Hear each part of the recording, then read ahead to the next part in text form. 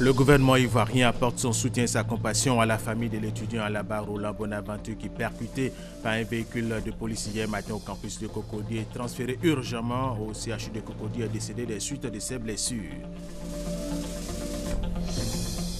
5 étudiants de l'INPHB, l'Institut national polytechnique Houphouët-Boigny de Yamoussoukro sont admis au concours polytechnique de France, un concours international des élites. Sur 12 candidats présentés, il y a eu 5 admis, 4 Ivoiriens et 1 Togolais. Plusieurs dizaines de perquisitions ont été menées dans la nuit de vendredi à ce samedi dans 16 communes de Belgique dans le cadre d'un dossier de terrorisme. 12 personnes sont placées en garde à vue. On ne connaît pas encore leur identité. Mesdames et messieurs, bienvenue et merci de suivre les informations sur RTI 1. Commençons par cette information. Le secteur privé s'implique dans la formation des étudiants de l'INPHB. Objectif de cette initiative, leur permettre d'être au parfum de nouvelles réalités des entreprises pour mieux s'insérer dans le tissu social après leur formation. Ami Sissoko. 15 étudiants de l'Institut polytechnique Félix Houphouët-Boigny en plein cours d'aéronautique. Ils seront les futurs pilotes d'une compagnie aérienne ivoirienne, l'idée étant de les recruter après leur diplôme qui passe par l'obtention de 14 certificats. À l'issue de ces 14 certificats, ils auront un diplôme théorique validé par la France, le ministère des Transports français, pour la compagnie qui a donc des Airbus 320 et des bombardiers Dash Q400. Et à l'issue de ça, donc, ils iront en France à Agen pour faire la formation pratique sur avions monomoteurs et bimoteurs. L'aéronautique, on n'en a jamais fait. Ça ne fait pas partie de nos matières scolaires. C'est vraiment quelque chose de nouveau. Mais avec les explications et les différents cours qu'on a, je pense que tout y est pour qu'on soit de bons pilotes. Cette expérience suscite de l'engouement auprès de plusieurs entreprises privées. Les responsables d'une structure bancaire s'inscrivent dans cette même dynamique. Nous, ce que nous cherchons, bien sûr, c'est à développer les relations afin de recruter les élèves de l'INPHB à leur sortie de l'école. Cela passe par beaucoup d'initiatives. L'une d'entre elles consiste à offrir des stages études aux étudiants, mais également nous avons aujourd'hui réfléchi à d'autres options complémentaires qui pourraient consister à créer une chaire même de banque finance en partenariat public-privé avec l'INPHB. Une formation de qualité pour des étudiants de plus en plus performants et aptes à affronter le défi du marché de l'emploi. C'est l'engagement pris par les responsables de l'INPHB. Pour y arriver, l'équipe dirigeante a décidé de multiplier les partenariats avec le secteur privé pour garantir l'employabilité des étudiants. Le ministère des Affaires étrangères du Japon, par l'entremise de l'Institut des Affaires culturelles de ce pays, a organisé un séminaire sur le leadership à Agboville pour renforcer la capacité des jeunes de cette localité dans le domaine agricole. Et c'est avec le soutien financier du Japon, justement, que ces jeunes pourront se créer des plantations, nous dit Honorine Kakubla Anigori. Le développement de la région de la Nyebitiassa préoccupe le Japon. Le ministère des Affaires étrangères de ce pays, à travers son Institut des Affaires culturelles, ICA, s'est investi dans la réalisation de plusieurs projets pour booster le développement de la région. Le coût, 180 millions de francs CFA. Durant 2 ans, l'Institut des Affaires culturelles du Japon et l'Institut des Affaires culturelles de Côte d'Ivoire ont axé leurs activités notamment sur l'agroforesterie, le maraîcher et l'élevage de poulets de chair. Les villages bénéficiaires sont entre autres Bokoo, Badukro, Bonikro et Aboudé Dadié. L'ICA Japon vient également de mettre à la disposition des éleveurs de pondeuses un incubateur d'une capacité de 880 œufs. En ligne de mire, la lutte contre la pauvreté et la réinsertion des jeunes. En vue du renforcement des capacités des bénéficiaires de ces projets sur les techniques de marketing et la recherche de marché, un séminaire a été organisé à Agboville. Plus d'une 50aine de villages de la région de la Nyebitiassa sont concernés par ce projet.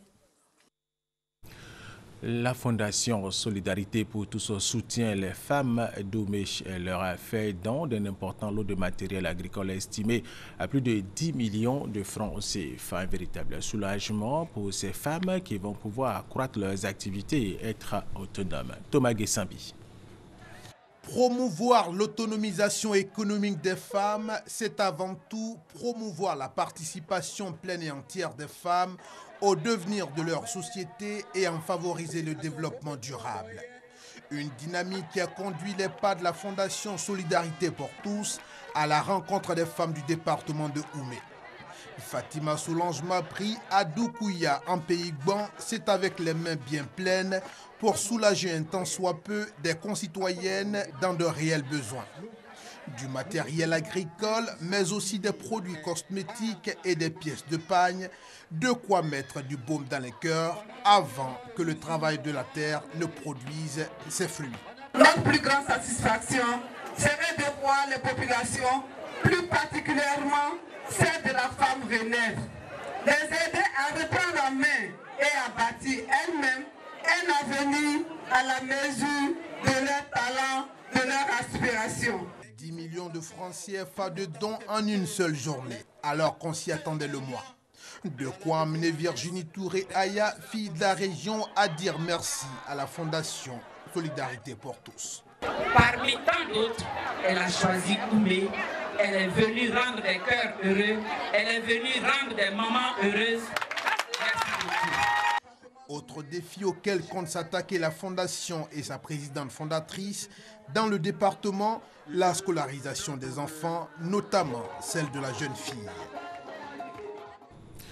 Fin de la campagne cotonnière 2015-2016, la Côte d'Ivoire a produit plus de 3500 tonnes de coton. À présent, l'heure est à la récompense des meilleurs producteurs. Dans la région du Poro, les égreneurs s'y attellent. À Dikodougou et à Korogo, la société d'exploitation cotonnière SECO donnant le ton. Plus de 100 cotonculteurs ont été récompensés. C'était en présence de notre reporter Abdul Kader Segodogo de RTI Boaké. Les résultats de la campagne cotonnière 2015-2016 ne sont pas satisfaisants pour la Côte d'Ivoire. Sa production annuelle est passée de 450 000 tonnes en 2015 à 310 000 tonnes pour cette année 2016, soit un déficit estimé à 140 000 tonnes. Cause principale, le changement climatique avec moins de pluie pour une longue saison sèche. Un résultat qui amène les égreneurs à continuer d'encourager les producteurs. C'est le cas de la société d'exploitation cotonnière Olam Seco qui célèbre le mérite dans la région du Poro. À Dikodougou, 28 cotonculteurs ont reçu des prix. À Korogo, ils sont une centaine qui ont été également primés. Pour les responsables de la Seco, seuls les efforts des producteurs pourront garantir de meilleures récoltes les années à venir. Même si les résultats au niveau de la filière sont peu satisfaisants, la cérémonie d'aujourd'hui a pour but de valoriser ceux qui, malgré les difficultés de la campagne, ont réussi à créer la surprise par leurs résultats. Des producteurs reconnaissants pour les actions menées à leur égard. Et quand je travaille, en tout cas, si moi je gagne comme ça, j'oublie ma fatigue. Vraiment, ça me fait la joie d'avoir un prix de cela. Puisque vraiment la couture que j'ai fait, ça me importe beaucoup de choses. Les responsables du ministère de l'Agriculture dans le Poro et le corps préfectoral ont salué cette célébration du mérite et ont encouragé les villages producteurs et les organisations professionnelles agricoles au PA du secteur coton à relever le défi d'une meilleure production en 2017. En ce ramadan, mois de solidarité, de partage, la première dame de Côte d'Ivoire, Mme Dominique Ouattara, fait parler son cœur. Elle vient d'offrir des vivres à l'ensemble de la communauté musulmane de Côte d'Ivoire en guise de soutien, dont estimé à 45 millions de francs CFA. La cérémonie de remise a eu lieu ce samedi même au cabinet de la première dame, ici à Cocody. Mahama Traoré, Jérôme Kofi, à Boulin. Le partage et la solidarité, deux vertus chères à la première dame de Côte d'Ivoire, Dominique Ouattara. Et ce n'est pas la communauté musulmane de Côte d'Ivoire qui en dira le contraire. Elle qui, à chaque moment de Ramadan, reçoit de la première dame des vivres en guise de soutien. Pour cette année, c'est 50 tonnes de riz, 20 tonnes de sucre, 5 tonnes de pâtes alimentaires et 100 cartons de lait pour un coût global de 45 millions de francs CFA. Un geste qui fonde toute la reconnaissance des bénéficiaires. les bienfaits ne sont jamais perdus chez Allah subhanahu wa ta'ala. Donc quand quelqu'un vous donne, vous avez le droit de remercier la personne, même si elle ne le fait pas pour que vous la remerciez, vous devez le faire et c'est votre devoir. Nous la remercions pour tout ce qu'elle fait. Principaux bénéficiaires de ces dons, les mosquées, les associations islamiques de bienfaisance et les guides religieux d'Abidjan. À ces derniers, la représentante de la première dame de Côte d'Ivoire a demandé d'accentuer efforts et prières pour une paix durable en Côte d'Ivoire. Chères sœurs, chers frères, Madame Dominique Ouattara souhaite que ces dons que vous allez recevoir vous permettent de vivre en toute sérénité ce mois de Ramadan. Chers guides religieux, elle vous invite à prier pour la Côte d'Ivoire. Elle souhaite que chaque Ivoirien, au-delà de sa religion, de son ethnie, de son idéologie, apporte sa pierre à l'œuvre de paix du président Alassane Ouattara. Après les musulmans d'Abidjan, ceux de l'intérieur du pays vont également bénéficier de ces dons en vivres de la première dame de Côte d'Ivoire, Dominique Ouattara, promesse de la représentante de la présidente de Children of Africa.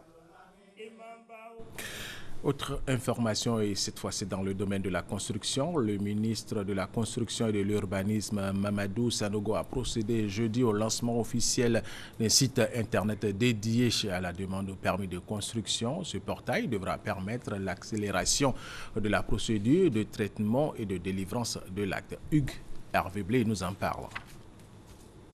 Les procédures pour l'obtention du permis de construire se modernisent et se simplifient. Les constructeurs de bâtiments peuvent désormais transmettre leur dossier au guichet unique du permis de construire via une adresse web. Le site www.construction.gouv.ci ou www.ministère-construction.ci, ici affiché, est dédié à la demande du permis de construire et va accélérer la procédure de traitement et de délivrance de l'acte. Il suffira donc au requérant qui n'est plus obligé de se déplacer jusqu'au GIUPC de réunir l'ensemble des pièces constitutives du dossier, de les numériser et de les transmettre via le site web ici affiché. Nous avons effacé le temps qui était perdu. Et encore, nous donnons la possibilité au directeur du guichet de signer un permis si le ministre n'est pas disponible ou si le maire n'est pas disponible. Alors, ce qui fait que la Banque mondiale et les experts qui nous suivent au niveau du Doing Business, qui ont pensé que si on délivrait le permis en 87 jours, ce serait bon, nous avons estimé que nous pouvons délivrer le permis en 21 jours. Une série d'innovations verra le jour pour davantage simplifier et accélérer les procédures. Pour un contrôle rigoureux des chantiers de construction, afin de débusquer tous ceux qui construisent sans permis, le GIUPC a vu son parc automobile renforcé. Ouvert depuis le 3 mai dernier, le guichet unique du permis de construire a instruit 529 demandes de visa et 48 demandes de permis de construire, avec un délai moyen de traitement de 15 jours s'agissant du permis de construire.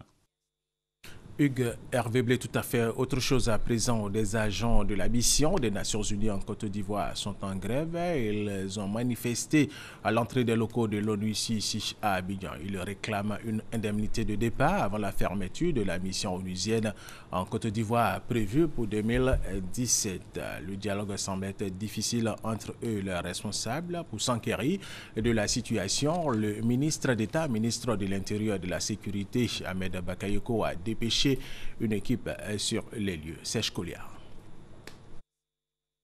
Depuis quelques jours, ils expriment leur mécontentement. Le personnel civil local de l'ONUCI, l'opération des Nations Unies en Côte d'Ivoire, réclame des indemnités de départ avant la fermeture de la mission de l'institution annoncée pour 2017. Quand vous signez un contrat avec l'ONUCI, le contrat stipule que, à la fin de votre contrat, si vous ne recevez pas de préavis de notification, le contrat s'arrête. On est dans un cas de compression d'effectifs, donc il n'y aura plus d'employés. On nous dit dans les textes, dans la 2284, que la décision a été prise par le secrétaire général. Donc, ce qui est conforme à l'article 9.6, qui dit que donc, dès lors où nous sommes dans un cas de cessation d'activité dont l'initiative émane du secrétaire général et qui concerne la suppression de postes, la compression d'effectifs, on est bel et bien dans un cas de licenciement qui ouvre droit à un paiement d'indemnité. Dépêché sur les lieux par le ministre d'État Ahmed Bakayoko, le directeur des affaires politiques du ministère d'État, ministère de l'Intérieur et de la Sécurité, Claude Saï, a échangé avec les manifestants. Il a promis une rencontre avec le ministre d'État en vue de faire le point de la situation et œuvrer au retour du calme et de la sérénité au sein de la mission des Nations Unies en Côte d'Ivoire. Notons que c'est la résolution 2284 adoptée à l'unanimité par le Conseil de sécurité des Nations Unies le 28 avril 2016 qui a décidé que le mandat de l'opération des Nations Unies en Côte d'Ivoire prendra fin le 30 juin 2017. Le processus de réduction du personnel civil, militaire et de police de l'ONUCI se poursuivra jusqu'au 30 avril 2017, date à laquelle l'ONUCI cessera toutes ses activités opérationnelles en Côte d'Ivoire. Et la porte-parole de l'opération des Nations Unies en Côte d'Ivoire réagit par rapport à cette grève des agents de l'ONUCI. Nous l'écoutons. Nous sommes vraiment étonnés de voir que les règles qui régissent le statut du personnel, notamment en matière de non-renouvellement de contrat avec l'ONUCI, font l'objet d'informations inexactes, tendant à faire croire qu'il s'agit de licenciements qui donneraient droit au paiement d'indemnités. Il n'est marqué nullement dans nos contrats qu'une indemnité est payée lorsque un contrat n'est pas renouvelé. On parle ici de non-renouvellement de contrat. Et le terme s'applique à l'ensemble du personnel des Nations Unies, du plus gradé au moins gradé, qu'il soit national ou international. Nous avons signé les mêmes contrats et ce sont des contrats annuels. Et la mission n'a aucun pouvoir discrétionnaire d'en décider autrement. Ce sont des mécanismes extrêmement rigoureux qui sont faits à travers une assemblée générale, celle de l'ensemble des États membres. Donc, comme les résolutions ont progressivement réduit les activités de la mission parce que la situation se normalise en Côte d'Ivoire, ils ont reconnu les efforts de la Côte d'Ivoire vers une paix et une stabilité durable. En conséquence, les activités de la mission s'est réduit parce que les résolutions ont réduit nos activités avec un impact sur le personnel direct et sur le budget. En 2014, nous avons réduit de 141 postes. En 2015, nous avons réduit de 161 postes. Et là, fin juin 2016, nous allons réduire de 316 postes. Deuxième grand titre de cette édition, 5 étudiants de l'INPHP, l'Institut national polytechnique Houphouët-Boigny de Yamoussoukro, sont admis au concours polytechnique de France, un concours international des élites. Sur 12 candidats présentés, il y a eu 5 admis, 4 Ivoiriens et 1 Togolais. Le concours international polytechnique de France ne dispose que de 120 places pour les étrangers. Le Sénégal a eu 3 admis, un seul pour la Chine. Ami Sissoko. Voici les 5 étudiants de l'INPHB, Institut Polytechnique Félix Houphouët-Boigny, admis au concours d'entrée à l'École Polytechnique de France, école d'élite, une première en Côte d'Ivoire, 4 Ivoiriens et un Togolais sur 12 candidats présentés, tous en classe préparatoire. Depuis la première année, précisément en maths, physique et sciences industrielles, nos devanciers vantaient cette école. On a vu aussi que cette école regorgeait des ressources, puisqu'on avait tous les grands scientifiques qui sont sortis de cette école. Nous avons montré aux yeux de tous que la Côte d'Ivoire disposait au moins d'élèves assez compétents et que ces concours, certes, étaient des concours difficiles, mais n'étaient pas des concours qui n'étaient pas à la portée des élèves africains. C'est un grand rêve pour nous, en tout cas pour ceux qui sont à l'école polytechnique de l'INP, parce que je crois que l'école polytechnique de France est la meilleure école polytechnique du monde. On nous disait que c'était impossible. Raison pour laquelle lorsque même on nous a dit qu'on pouvait passer le concours, nous-mêmes on ne croyait pas en nous, il a fallu l'aide de plusieurs personnes. Je veux être ingénieur en énergie. La Côte d'Ivoire occupe la première place en Afrique subsaharienne en nombre d'admis à cette session 2016. 4 Ivoiriens sur 8 Africains admis, des performances qui réjouissent les encadreurs. Ce n'est pas facile de rentrer à l'école polytechnique. La première fois, c'est en 1981, c'est M. Tidiane Thiam qui a été le premier à rentrer à l'école polytechnique. Mais lui, il est parti des classes préparatoires de la France. C'est la toute première fois que des élèves partent de la Côte d'Ivoire pour intégrer l'école polytechnique de Paris-Saclay. Donc vraiment, c'est une fierté pour nous parce que ça prouve que nous avons donc un système de préparation, un système éducatif qui est vraiment performant. Et cela prouve aussi que notre système éducatif est d'une bonne qualité parce que c'est un concours très sélectif qui est maintenant ouvert à l'international. Cette année, nous avons pris entre guillemets, le risque de proposer les meilleurs bacheliers C qui sont en MP, en maths physique. La vie va changer pour eux puisque lorsqu'on sort de l'ISC Polytechnique, on est vraiment dans parmi l'élite du monde, les hauts cadres qui ont fait cette école sont aujourd'hui à des postes relativement importants. Seules 120 places sont disponibles pour le monde entier par an. L'École polytechnique de France est une école d'ingénieurs fondée le 11 mars 1794. Elle a 222 ans d'existence. Elle a formé de grands intellectuels de plusieurs nationalités. Entre autres, l'ancien président français Valéry Giscard d'Estaing, Carlos Ghosn, PDG de Nissan Renault, l'Ivoirien Tidiane Thiam, directeur général de la Banque Crédit Suisse, le ministre ivoirien chargé du budget et du portefeuille de l'État Abdourahmane Cissé, le directeur général du Bénin Kinapara Koulibaly et le directeur général de la RTI Amadou Bakayoko. Tous sont diplômés de l'École polytechnique de France. Le ministre de la Promotion de la Jeunesse, de l'Emploi, des Jeunes et du Service civique Sidi Touré était en Belgique et en France. Il est allé dans ces deux pays d'abord pour s'imprégner d'un modèle de lutte contre le chômage et ensuite pour signer une convention avec l'Office français de l'immigration et de l'intégration, une convention qui vise à soutenir l'insertion économique de la diaspora en Côte d'Ivoire. Plus de détails avec Abou Sanogo. Sortir coûte que coûte les jeunes Ivoiriens du chômage. Voilà qui a conduit le ministre Sidi Touré en Belgique, puis en France.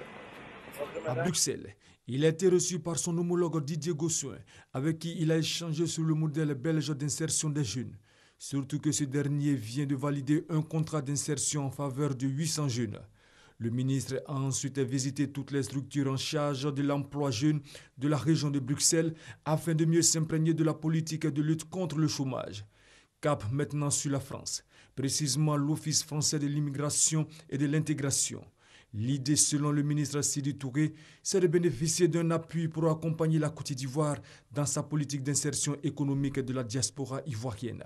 Toujours en France, à Roland-Garros, le ministre Sidi Touré a pris part à une conférence panel organisée par l'École des hautes études de commerce.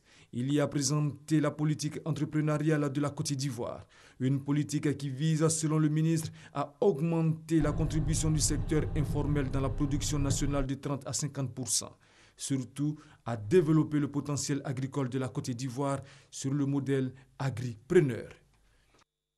Revenons en Côte d'Ivoire, Korogo, dans la sous-préfecture de Niofouin, au nord du pays. Une école primaire vient d'être construite dans le village de Pitiangomon, une localité confrontée à un faible taux de scolarisation. Cette infrastructure scolaire baptisée EPP Kandia Kamara Kamisoko, du nom de la ministre de tutelle, vise donc à faire changer la donne. L'école sera ouverte aux élèves de cette localité la rentrée prochaine. Salima Toudia.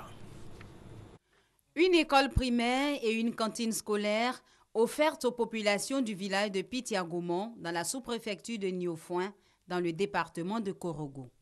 Cet établissement, baptisé Pépé Kandia Kamara, du nom de la ministre de l'Éducation nationale, a été construit dans le cadre du programme présidentiel d'urgence PPU. Ce projet répond ainsi aux besoins en infrastructures scolaires dans cette localité du Nord, confrontée à un faible taux de scolarisation. Cette cérémonie d'ouverture des portes pour les prochaines rentrées scolaires est porteuse d'espoir. Nous sommes dans l'ère du numérique et de la culture de la globalisation.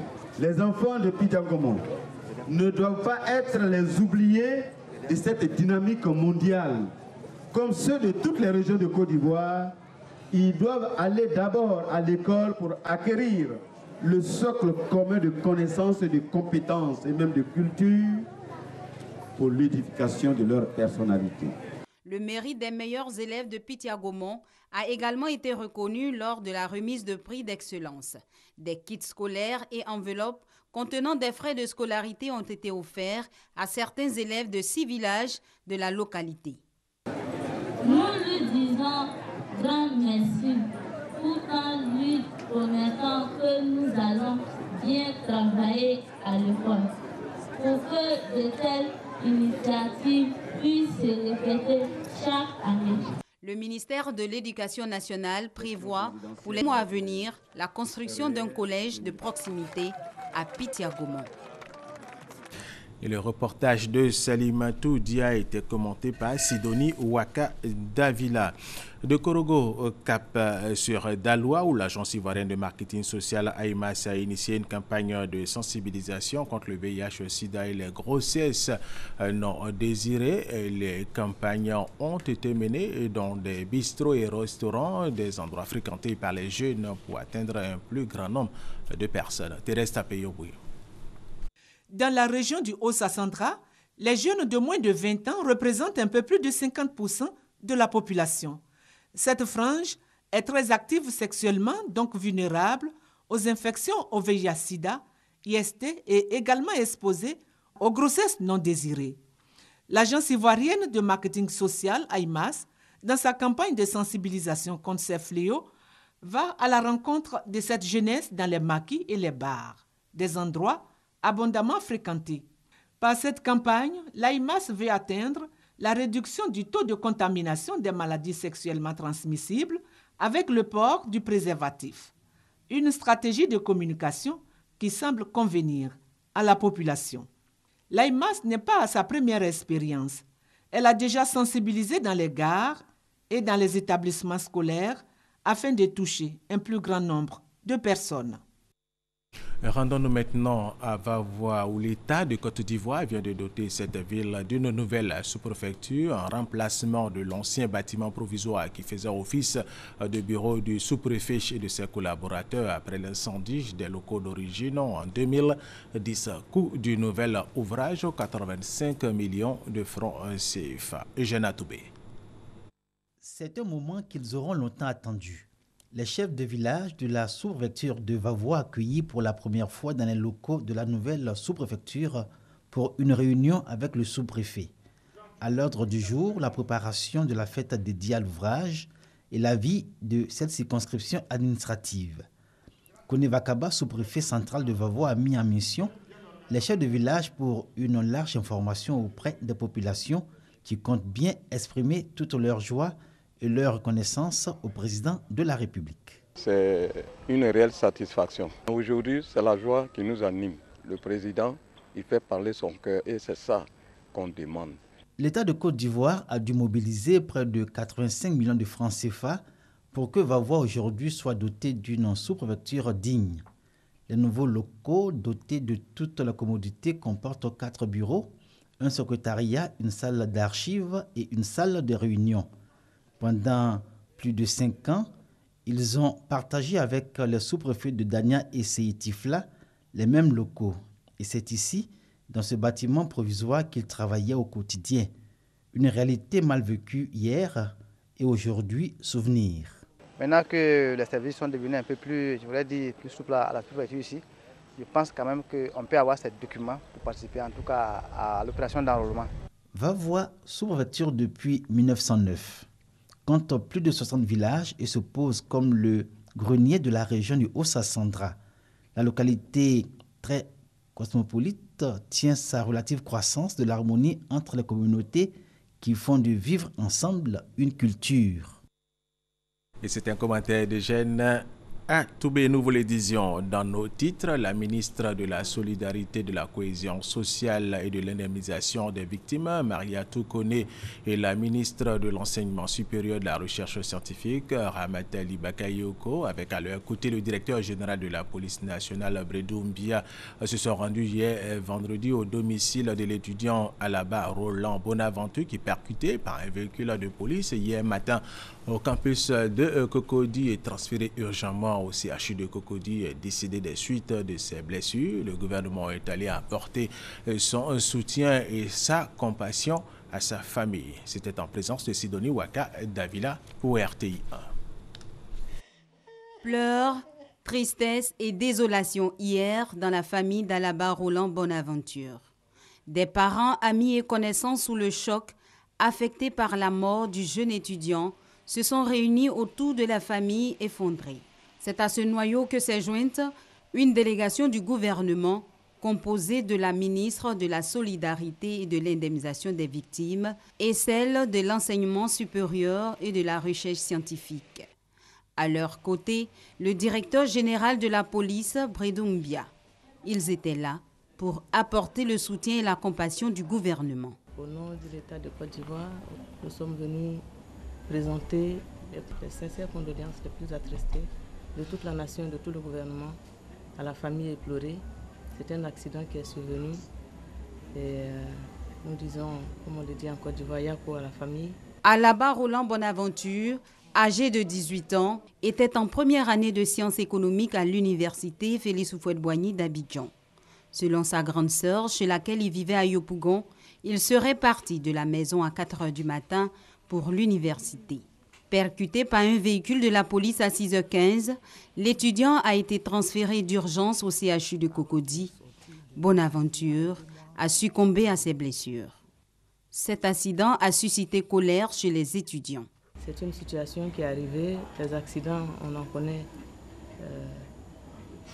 Malheureusement, quelqu'un a perdu la vie. Ce n'est pas ce qu'on souhaite, mais nous voulons profiter pour lancer un appel au calme à tous les étudiants de Côte d'Ivoire. Ce n'est pas une situation voulue, c'est une situation accidentelle. Il ne faudrait donc pas que certains profitent de la situation pour créer la violence, pour créer le désordre. Nous serons pendant tout le long des obsèques auprès de la famille. Nous avons tous espéré, depuis le matin, nous étions tous en prière pour que le sujet soit favorable. Mais hélas, le Seigneur a décidé autrement. Et nous souhaitons que la jeunesse soit compréhensive, appelle au calme, prie plutôt pour le repos de l'âme de notre jeune fils. Le conducteur du véhicule qui a percuté le jeune étudiant Alaba Roland Bonaventure a été mis aux arrêts. Une instruction judiciaire a été ouverte pour faire la lumière sur ce drame. Terminons avec cette information. Plusieurs dizaines de perquisitions ont été menées dans la nuit de vendredi à ce samedi dans 16 communes de Belgique dans le cadre d'un dossier de terrorisme. 12 personnes sont placées en garde à vue. On ne connaît pas encore leur identité.